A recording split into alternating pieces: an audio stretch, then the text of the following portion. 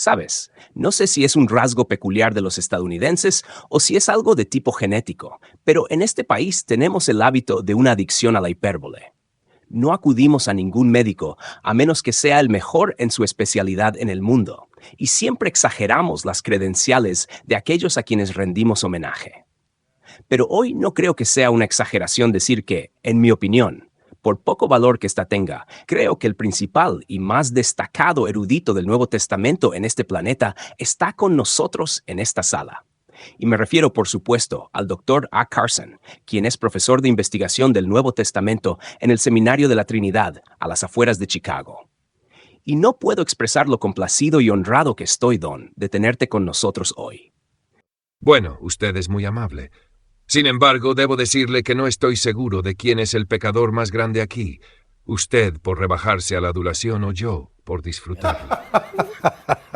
Bueno, yo soy inocente de esa acusación y tú eres culpable. Así que eso responde a la pregunta, ¿quién es el mayor pecador de los dos? Ahora bien, hoy vamos a hablar brevemente, Dr. Carson, acerca de una de las tareas más importantes que enfrentamos como intérpretes, maestros y predicadores de la Biblia. Y esa es la tarea de la exégesis. Sabes, usamos esa palabra todo el tiempo y a menudo la gente en los bancos no tiene idea de lo que estamos hablando. Así que, podemos comenzar con una breve definición de lo que es la exégesis. Todo lo que es la exégesis consiste en leer el texto para descubrir lo que allí está. Leer el texto para descubrir lo que está allí, Eso es todo. para entender lo que el texto realmente está diciendo. Muy bien, entonces, ¿cuáles son los elementos más importantes de esto, como ciencia, que aplicamos al texto para asegurarnos, o al menos intentar asegurarnos, de que nuestra interpretación del texto sea precisa? Lo ideal sería que la mayoría de los lectores serios del texto lo leyeran en los idiomas originales, porque nunca se dice algo en un idioma de exactamente la misma manera que en otro. Yo crecí con el francés y el inglés, y, por ejemplo, no existe en francés una palabra para home. Y si uno quiere cantar Home, Home on the Range, tendrá grandes dificultades para traducirlo al francés. En nuestra casa en la pradera, no logra transmitir lo mismo. Por eso, en primera instancia, lo ideal es que la gente tenga algún conocimiento de los idiomas originales si está dentro de sus posibilidades. Si no es así, entonces es mejor tomar 2 o 3 buenas traducciones y leerlas todas. Y después de eso, creo que lo segundo más importante es leer y leer y leer y leer y leer y leer el texto. Considero que es un error leerlo una vez y luego acudir inmediatamente a los comentarios para intentar descubrir el significado de la tercera preposición de la derecha. Hay algo que surge de leer y releer hasta que uno empieza a notar cosas, hasta que ve cómo está armado el pasaje y cómo encaja todo. Seguimos a Cristo en un mundo que lo ofende y lo niega. Pero si este material te fortalece en tu fe, suscríbete. ¿No es algo increíble acerca de la Escritura que uno pueda leer el mismo pasaje 100 veces y, en la 100ª, encontrar algo que nunca había visto antes? Pero sumergirse en el propio texto, eso es lo que pienso que resulta tan necesario para nuestros predicadores, que hagan justamente eso, que realmente se sumerjan en el texto.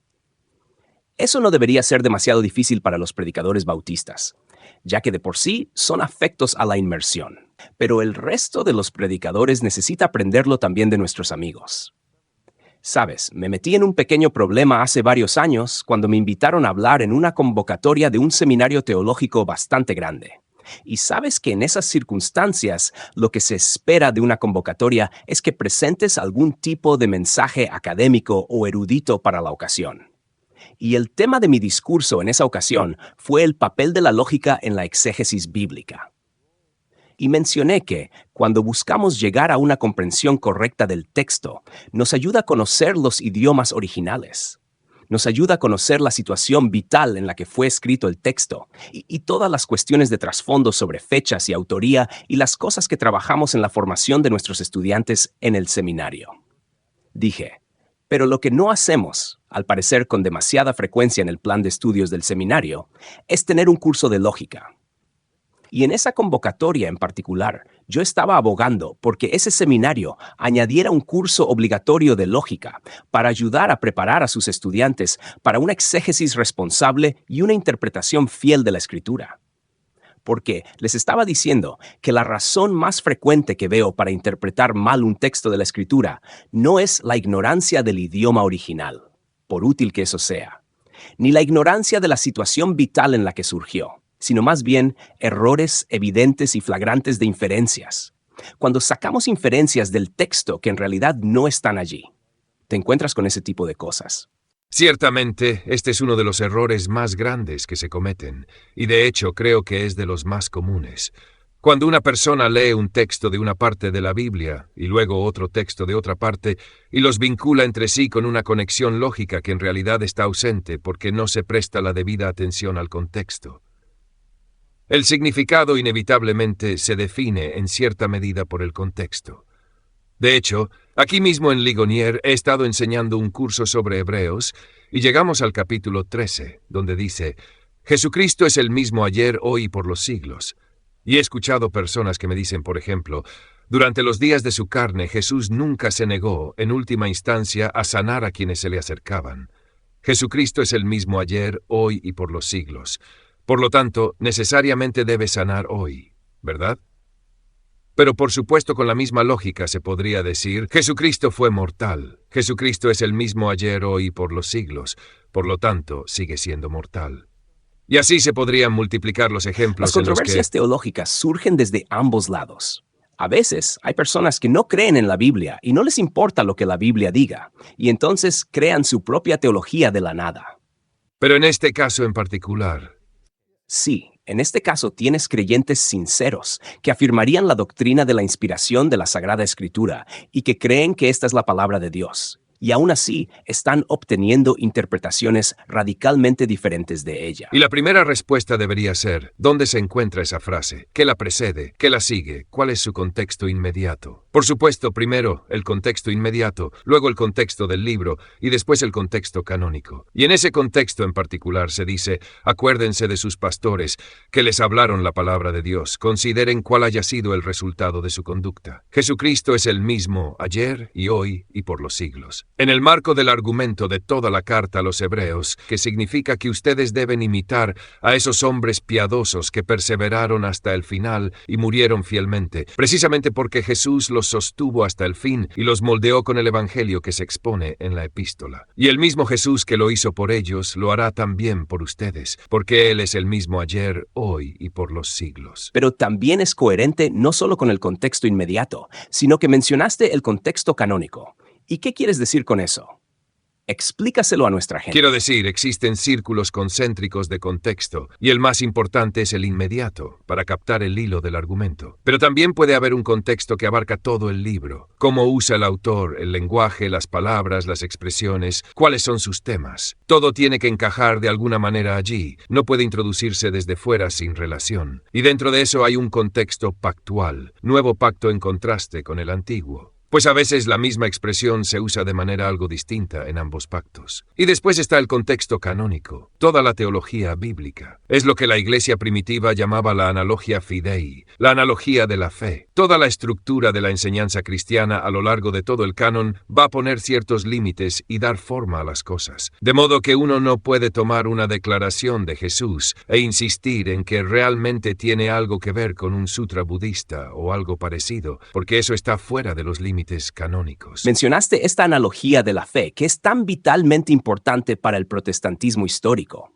Y sin embargo, muchos evangélicos contemporáneos ni siquiera saben de qué estamos hablando. Y esto se remonta al principio básico de la interpretación bíblica, que la Sagrada Escritura es su propio intérprete. De modo que, cuando estamos considerando el contexto completo de la palabra de Dios, lo que se dice aquí no debe ser interpretado en contra de su significado global. Y vemos mucho de eso hoy en la erudición bíblica, lo que podríamos llamar exégesis atomista, donde el profesor dice: no me importa lo que Pablo pueda decir en Gálatas acerca de la justificación. Todo lo que necesito saber al respecto en Efesios es lo que dice aquí. Y si mi interpretación de lo que él dice en Efesios es contraria a lo que Pablo dice en Gálatas, no me importa. Es decir, ¿te encuentras con ese tipo de cosas? Sí. Pero a menudo hay algo más detrás de esto. Detrás de esa falta de confianza en el control canónico, suele esconderse una falta de confianza en el hecho de que hay una sola mente detrás de toda la Biblia. Por muchos géneros literarios distintos que existan, y aunque Dios misteriosamente en su providencia haya usado estilos y vocabularios diferentes en hombres diversos, inspirándolos de distintas maneras, dictando a un Jeremías, revelando visiones a un Daniel o hablando desde la experiencia de un David en el Salmo 23, todas esas cosas variadas no eliminan la unidad final. Al final del día, lo que uno quiere son exégetas que recuerden: a este miraré, al humilde y contrito de espíritu, que tiembla mi palabra, y que tengan presente que esto es la palabra de Dios. Y a menos que alguien piense que Dios es de algún modo esquizofrénico y que su teología personal está dividida, es realmente importante esforzarse en comprender, dejando el lugar apropiado para el misterio y para los cabos sueltos sobre los que no sabemos lo suficiente como para opinar, y sin fingir que no hay dificultades cuando hemos llegado al límite de nuestra propia comprensión. Admitiendo todo eso, uno no debería construir interpretaciones que hagan parecer que Dios se contradice a sí mismo por todas partes. Me alegra oírte decir eso, aunque no me sorprende en absoluto escucharlo de ti.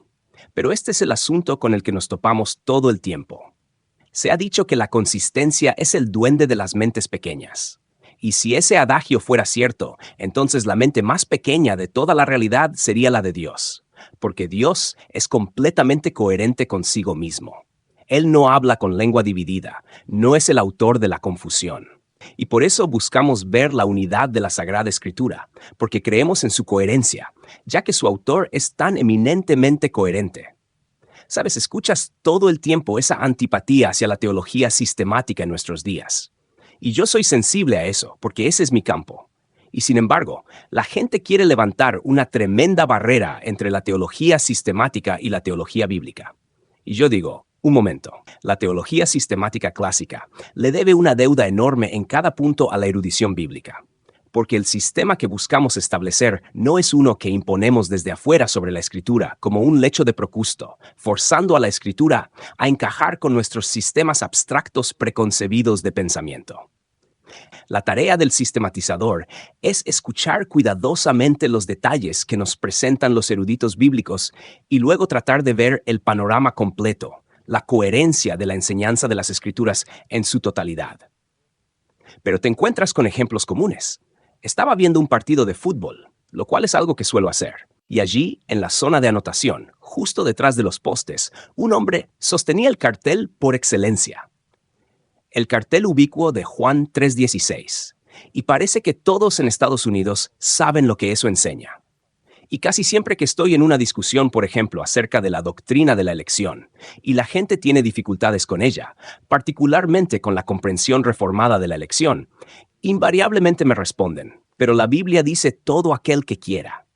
Ya sabes, que de tal manera amó Dios al mundo que dio a su Hijo unigénito para que todo aquel que quiera. Y así siguen, y me citan los pasajes de todo aquel que quiera. Y yo les digo, bien, ¿qué dice ese texto acerca de quién creerá? Y me miran con la cara en blanco y les respondo, nada. Lo que sí dice es que quien hace A no tendrá B, sino que tendrá C, y no podemos inferir de allí una elección universal ni nada por el estilo. Que todos tengan la capacidad de venir a Cristo sin la ayuda de Dios. Cuando el mismo autor del mismo libro habla del mismo Jesús, diciendo explícitamente, nadie puede venir a mí si no le fuere concedido por el Padre, y así sucesivamente. Pero una capacidad universal se deduce de Juan 3:16, y eso no está allí. Y ese es el problema de la lógica. Pero además, en Juan 3:16 suele darse un salto teológico equivocado. Se asume que mundo significa un lugar muy grande que de algún modo incluye a todos. Se piensa, el amor de Dios debe ser muy grande porque el mundo es muy grande. Sí, pero tal como Juan usa la palabra mundo, en realidad se refiere al orden moral humano entero en una rebelión anárquica y masiva contra Dios. De modo que en Juan 3:16 el amor de Dios es admirado no porque el mundo sea tan grande, sino porque el mundo es tan malo. Y esto uno lo aprende justamente al leer el Evangelio de Juan una y otra vez, observando cómo él utiliza la palabra mundo. Sí. Bien, ¿puedes pensar en otros textos como este que sean infractores habituales de una sana exégesis? Hay muchos textos así y están torcidos por razones muy distintas. A veces tenemos la tendencia de buscar una lectura psicológica de un pasaje. Por ejemplo, vengan a mí todos los que están trabajados y cargados, y yo los haré descansar. Entonces lo que se busca allí es una especie de paz psicológica o algo parecido. Puede que haya algún matiz de eso, pero en realidad hay un tema completo del descanso que recorre toda la Escritura y que debe ser desentrañado. Dios llega al final de la creación y descansa de toda su obra. El autor de Hebreos retoma eso y lo presenta como significativo. Así como Dios cesó de su labor, nosotros también debemos cesar de la nuestra para entrar en el reposo de Dios. Luego, ese descanso se conecta no solo con el sábado, sino también con la entrada a la tierra prometida. Entrar en la tierra prometida se convierte en una forma de entrar en el reposo. Después, en el Salmo 95, mucho tiempo después de que el pueblo hubiera entrado en la tierra bajo Josué, se dice: «Si oyen hoy su voz, no endurezcan sus corazones como en aquellos días, no sea que Dios les diga otra vez: nunca entrarán en mi reposo». Eso significa, por lo tanto, que entrar en la tierra prometida no era el reposo definitivo. Ahora aparece una trayectoria clara. Así, cuando uno llega a las palabras de Jesús, «vengan a mí y entren en mi reposo», ya está cargado con el significado de entrar en la presencia de Dios, en el reposo de Dios, cesar de nuestras obras, algo inseparable de la salvación misma, que luego es desarrollado extensamente en Hebreos capítulos 3 y 4. Lo que ha sucedido es que tomamos una sola palabra como reposo y la cargamos de inmediato con bienestar psicológico. Y por supuesto, en los cielos nuevos y la tierra nueva, en el reposo definitivo, habrá bienestar psicológico. Pero lo único que hemos deducido ahora es nuestro bienestar psicológico presente. ¿Y acaso el Evangelio no me hace feliz? Y eso se convierte en una especie de abuso de palabras, porque no vemos cómo esas palabras mismas están unidas a trayectorias que atraviesan toda la Escritura y nos enseñan algo del consejo completo de Dios. Bueno, piensa, por ejemplo, en la enseñanza de Pablo a los Corintios, cuando habla de que el esposo incrédulo no santificado es santificado por la esposa creyente y viceversa. Y la gente llega a ese texto y dice, eso significa que hay 3 maneras de justificación, una por la fe, otra por el matrimonio, y así. Pero lo que asumen es que el término santificación allí debe estar cargado con todo el significado teológico que le hemos dado en su sentido teológico último, o en ese texto, exactamente. No significa el progreso que viene después de nuestra justificación, sino que más claramente apunta a términos bíblicos de consagración y a un lenguaje de pacto, y así sucesivamente. Y ese es un ejemplo de la diferencia que a veces existe entre el ámbito del discurso y la teología sistemática que trabaja a partir de las categorías de la Reforma. La justificación es la entrada de una vez y para siempre en una relación con Dios, en la cual uno es declarado justo sobre la base de lo que Dios ha hecho en Cristo Jesús a favor nuestro. Él cargó con nuestro pecado y nosotros recibimos su justicia. En cambio, la santificación es el proceso de una conformidad creciente con Cristo. Pero la santificación tiene diferentes asociaciones dependiendo del contexto. En el Antiguo Testamento, la pala que se usaba para sacar las cenizas del altar podía ser llamada santa, santificada, porque estaba reservada para Dios. Eso no significa que fuera santa en un sentido moral. No significa que fuera santa en el sentido de estar creciendo en una conformidad progresiva con Cristo. Significa que estaba apartada para Dios. Y los mismos reformadores reconocieron que lo que después se llamó santificación posicional o definicional, que el esposo no convertido o el hijo no convertido están de algún modo apartados para Dios de una manera especial en la que otros no lo están, simplemente porque hay un cristiano en el hogar. Pero eso no significa que uno pueda ser santificado antes de ser justificado. Probablemente no verías eso si no conocieras el Antiguo Testamento. Y siendo tú un profesor de investigación del Nuevo Testamento, quiero decir, ves que yo leo el Antiguo Testamento de vez en cuando. Oh, y una y otra vez. Sí, cuán absolutamente esencial es tener ese trasfondo del Antiguo Testamento para comprender el Nuevo Testamento. Así es. Vaya. Bien, pensemos en otros casos. Quiero hacer una pregunta sobre esto. ¿Sabes que, por supuesto, uno de los momentos decisivos de la Reforma fue el derrocamiento de la cuadriga medieval, en la que se creía que cada texto tenía 4 significados distintos: el gramatical histórico, el tropológico, el moral y así sucesivamente? Ha habido quienes en años recientes han intentado resucitar eso en la interpretación bíblica, con una preocupación especial por la tipología. ¿Puedes comentar sobre eso? Lo que quiero decir es sí y no. Es decir, hay estructuras tipológicas en la Escritura que deben ser reconocidas, ¿verdad?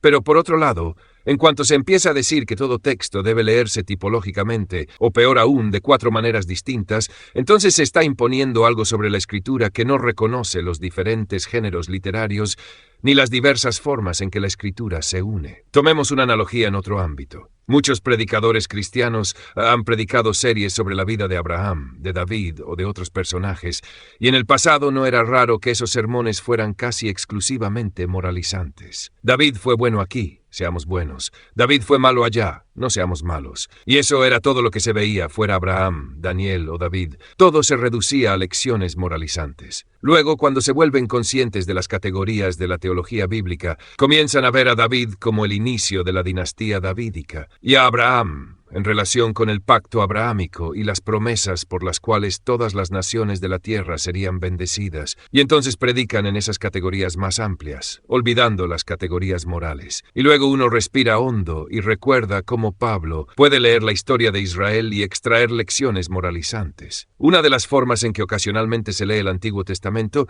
es precisamente para sacar lecciones morales. O Elías fue un hombre sujeto a pasiones como nosotros, sin embargo perseveró, y por eso nosotros debemos ser guerreros de oración como él lo fue. Allí no hay una tipología profunda, es un argumento por analogía, alguien a quien imitar, es aplicación. Y creo que una de las cosas que se necesitan es escuchar todo el tiempo cómo las escrituras posteriores utilizan las anteriores. Y entonces uno empieza a ver que existen trayectorias a lo largo de la Biblia, y algunas de ellas se convierten en tipos que realmente apuntan hacia adelante, y uno quiere entenderlos y ver cómo Dios, en su sabiduría, a veces ha predicho el futuro, no simplemente dando palabras que se cumplen en eventos, sino dando un patrón que se cumple en su culminación. Por ejemplo, está ese sacrificio repetido en el día de la expiación, con la sangre de toros y machos cabríos llevada al lugar santísimo por el sumo sacerdote una vez al año, y se repite y repite y repite, hasta que uno se pregunta, ¿dónde está el sacrificio definitivo? Lo mismo ocurre con el Cordero Pascual y con otros elementos. Así que existen esas trayectorias,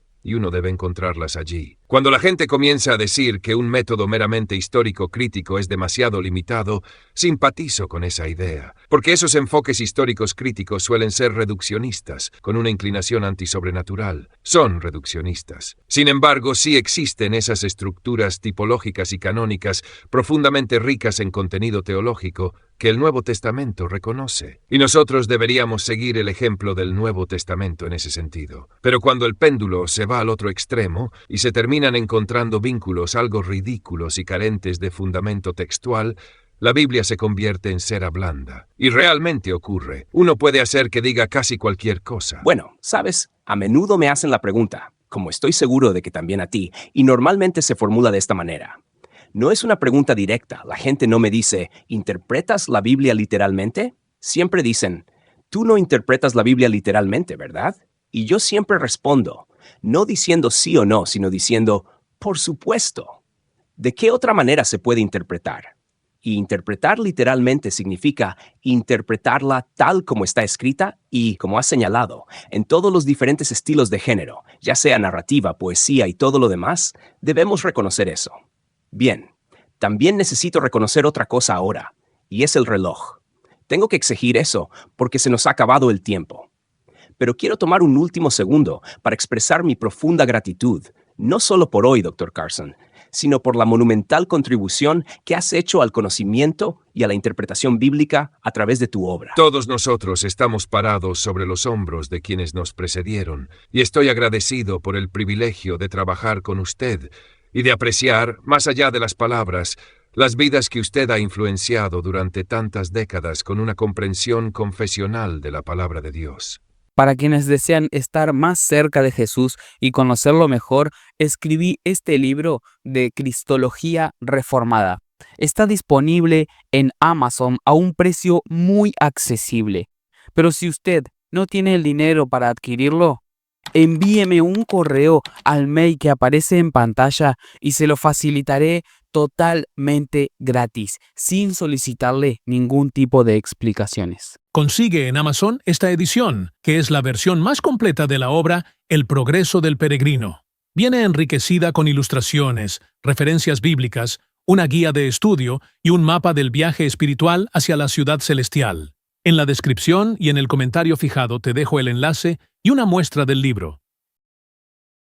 Además, si quieres descubrir por qué este clásico transformó a tantos cristianos, mira ahora este video, que es una reseña con los comentarios de Sujel Michelin, John MacArthur y Charles Spurgeon.